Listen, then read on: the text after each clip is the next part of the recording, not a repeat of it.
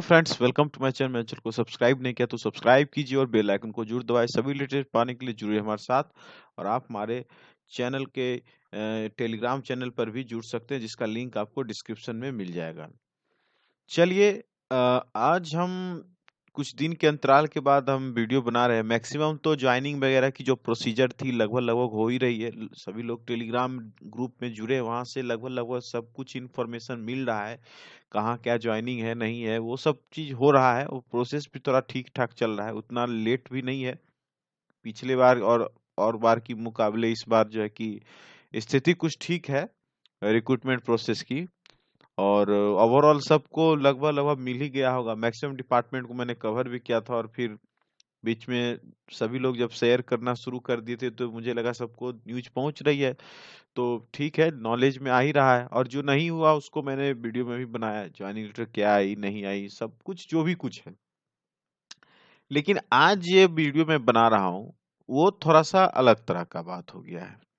और ये मतलब इत्तेफाकन कहिए कि एक कैंडिडेट हैं, कैंडिडेट ने कहेंगे, हमारे अपने फ्रेंड हैं, दोस्त हैं, आप लोग सभी लोग मेरे साथी हैं। और उनके साथ कुछ ऐसा घटना घट गया है जो कि बिल्कुल वाकई में चौंकाने वाला था। पहले उन्होंने मुझे मेल किया और तो मुझे लगा कि ये क्या है, लेकिन जिस चीज के बारे में उन्होंने बताया मुझे उस समय भी ये लगा था कि जरूर कुछ न कुछ मतलब हुआ होगा। लेकिन उस समय क्या हुआ कि मैंने लोगों से पूछा भी था कि अगर इस तरह का कोई इशू है किसी को तो बताए, तो किन्हीं ने कुछ ड्रॉ नहीं किया, तो मुझे लगा चलो सबका सही से हो गया होगा। जी हाँ, हम बात करने जा रहे हैं एसएससी एमटीएस का जो एलोकेशन हुआ था दिल्ली रीजन में। ठीक है, आपको पॉइंट पर आ जाते हैं फिर आपको डिटेल बता दें।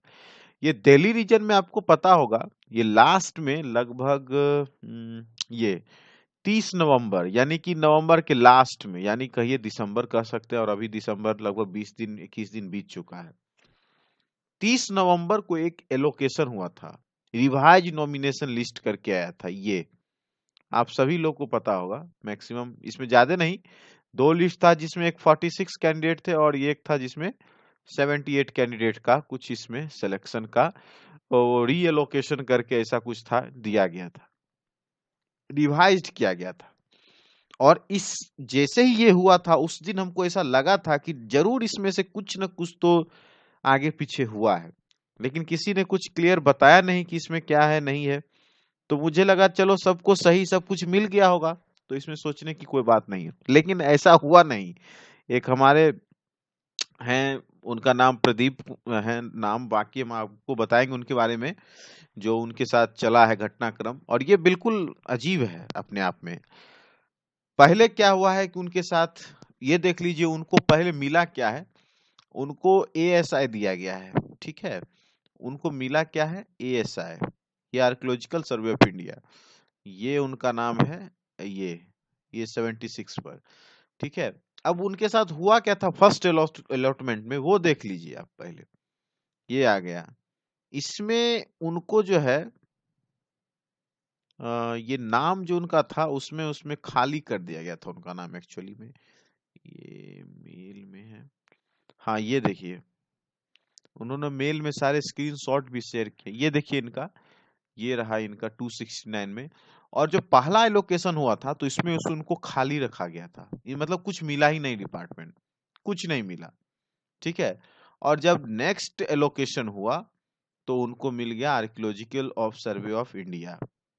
तो आप कहेंगे इसमें कौन सी बड़ी बात हो गई। बिल्कुल बड़ी बात नहीं, बिल्कुल बड़ी बात नहीं है। बड़ी बात उससे भी ये है, आपको जानकर बहुत हैरानी होगी कि एक्चुअली में इनको मिला तो यही, लेकिन इनका एलोकेशन कहाँ हो गया, वो देख लीजिए आप। इनका एलोकेशन हो गया चेन्नई। जी हाँ, आप देख सकते हैं, इनको एएसआई ही मिला है। ठीक है, मतलब आर्कियोलॉजिकल सर्वे ऑफ इंडिया ही मिला है, सब कुछ एलोकेशन वगैरह सब कुछ सही मिला, लेकिन इनको भेजा कहाँ गया है, तो इनको चेन्नई सर्किल में भेज दिया गया है। कहाँ रिपोर्ट करना है, तो आपको यहाँ करना है। और इन्होंने क्या लिखा है वो लास्ट लाइन पढ़ लीजिए, इसे पूरा हम पढ़ेंगे। If the above mentioned terms and conditions of appointment acceptable, you should report for duty at the following offices of the Archaeology of India within 30 days along with medical fitness certificate and other documents in original as indicated above. You may also communicate your acceptance to the undersigned within 30 days from the date of issue of this offer of appointment. यहाँ सबसे बड़ा जो है आपके लिए confusion है और यहीं से खेला हो जाता है इनके साथ शुरू। एक्चुअली डिपार्टमेंट तो कोई भी मिल सकता है, इसमें हम अभी भी हम कहते हैं एसएससी में अभी भी बहुत रिफॉर्म्स की बात है और होनी की चाहिए। सबसे पहला रिफॉर्म्स तो ये होना चाहिए कि जब सब कुछ स्टेट एलोकेशन आपका मेरिट से बनता है, सब कुछ मेरिट से बनता है, तो ये डिपार्टमेंट एलोकेशन मेरिट से क्यों नहीं बनता है? मैं आज तक इस बात को समझ नहीं पाया। सीएचएसएल में एलोकेशन होता है मेरिट से, डिपार्टमेंट एलोकेशन होता है मेरिट से, सीजीएल में होता है मेरिट से, और इवन जितने भी डिपार्टमेंट्स है, जितने भी एग्जाम्स है, सब में जो है कि आपका डिपार्टमेंट का जो एलोकेशन किया जाता है वो मेरिट से किया जाता है कि आपने कौन सा प्रेफरेंस चुनना है और आपका जिस तरह से मेरिट होगा, जिस तरह से आपकी रैंक होगी, उस हिसाब से आपको मिलेगी। लेकिन अभी भी आप लोग को नहीं पता होगा या बहुत लोग जानते होंगे, लास्ट ईयर भी मैंने भी इसको लेकर बहुत कुछ वीडियो बनाया था, लेकिन होना जाना तो कुछ है नहीं, ये तो आप जानते हैं। अभी भी जो है ये चीजें अल्फाबेटिकल ऑर्डर से हो रही, क्यों हो रही है अभी भी मुझे नहीं पता, लेकिन अभी भी ये चल रहा है और अभी जो आपका एलोकेशन हुआ है वो भी उसी बेसिस पे हुआ है। ठीक है, तो अब इनको सबसे प्रॉब्लम आ गया कि डिपार्टमेंट तो मिल गया लेकिन इसको चेन्नई सर्किल भेज दिया गया। अब चेन्नई सर्किल इनको क्यों भेजा गया ये नहीं पता है। एटलीस्ट इनको ज्वाइन अगर करा लिया जाता दिल्ली में, ज्वाइन कराने के बाद अगर इनको कहीं भेजा जाता तो 1 मिनट के लिए माना जा सकता है कि भाई रूल है कि आप ऑल इंडिया सर्विस देने के लिए हैं और आपके जो भी आपका अपॉइंटमेंट लेटर होगा उसमें ऐसा लिखा भी रहता है। आप लोग अगर ध्यान नहीं दिए होंगे तो हम आपको इसी में होगा कहीं, आपको हम दिखा देते हैं। 1 मिनट, आप इनका फर्स्ट पेज पर चले जाइए, देख लीजिए, वो लिखा जाता है, वो लगभग लगभग सभी में लिखा जाता है और इसमें भी होगा। ये देखिए, ये ये पॉइंट नंबर 4 है, the appointment carries the with liability to service in any part of India. ये है कब? ज्वाइन करने के बाद, जब आप ज्वाइन कर लेते हैं किसी पर्टिकुलर डिपार्टमेंट में उसके बाद। लेकिन यहाँ तो इनके साथ ये खेला हो गया कि इनको ज्वाइनिंग ही मेरिट के हिसाब से दिल्ली रीजन से हटा के इनको साउथ रीजन भेज दिया गया। क्यों हुआ, नहीं हुआ, ये बिल्कुल समझ से परे है और इसका जवाब सिर्फ एसएससी ही दे सकती है, बाकी तो कोई नहीं दे सकता है। ये ऐसा क्यों हुआ? ये हाल फिलहाल में इनको ज्वाइनिंग लेटर मिला है, सारा कुछ इन्होंने इसमें जो है कि अपना शेयर किया था और उसके बाद मैंने आपको ये सारी चीजें, डॉक्यूमेंट्स जो भी हैं वो दिखा भी दिया है, इसमें क्या क्या है नहीं है। और इन्होंने कहा क्या है वो थोड़ा सा देख लीजिए। ये इनका एक मेल जो था उसका हमने रिप्लाई किया था। इन्होंने कहा कि फर्स्ट लोकेशन में नाम था बट डिपार्टमेंट नहीं दिया गया। ठीक है, वो मैंने आपको बता दिया। फिर मैंने एसएससीएनआर रीजन से जाकर पता किया तो उन्होंने बताया कि एएसआई मिला है। बाद मेरी लोकेशन लिस्ट में एएसआई डिपार्टमेंट की लिस्ट में सभी कैंडिडेट के साथ मेरा भी नाम था। मैंने सोचा कि जब दिल्ली रीजन से क्लियर किया है तो एनआर रीजन में दिल्ली ही होगा, लेकिन मुझे अपॉइंटमेंट लेटर देखकर शॉक्ड हो गया क्योंकि ऐसा एसएससी कैसे कर सकती है। इन्होंने कहा बिल्कुल सही बात है और इनको लगभग 15 जनवरी, मतलब डेट जो 14 को इशू हुआ है तो उससे 30 दिन पकड़ के चली, तो 15 जनवरी तक इनको यहाँ पर एज पर ये ऑफर अपॉइंटमेंट लेटर इनको ज्वाइन करना है।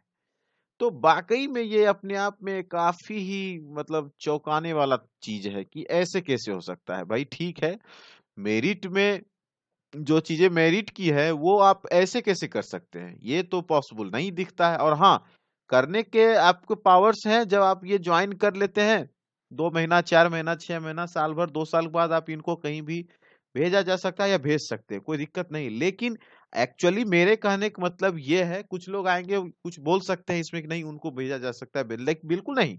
आपको बता रही, ये पूरा का पूरा चीज रैंकिंग के आधार पर हुआ है, मेरिट के आधार पर हुआ है और मेरिट के आधार पर इन्होंने दिल्ली को सेलेक्ट किया है, ऑप्ट किया है। तो how he can go for any other departments और एनी फॉर रीजन? कैसे जा सकते हैं आप बता सकते हैं मुझे? पॉसिबल ही नहीं है, कैसे हो सकता? हाँ, अगर ये ज्वाइन करते हैं दिल्ली में, 1 साल 2 साल बाद इनका ट्रांसफर कर दिया जाएगा, वो अलग चीज है, वो हो सकता है, वो मसला है सर्विस में जाने की बाद। लेकिन उससे पहले इस तरह की बात बिल्कुल चौंकाने वाली बात है। ये कैसे हो सकता है? ये पॉसिबल ही नहीं है।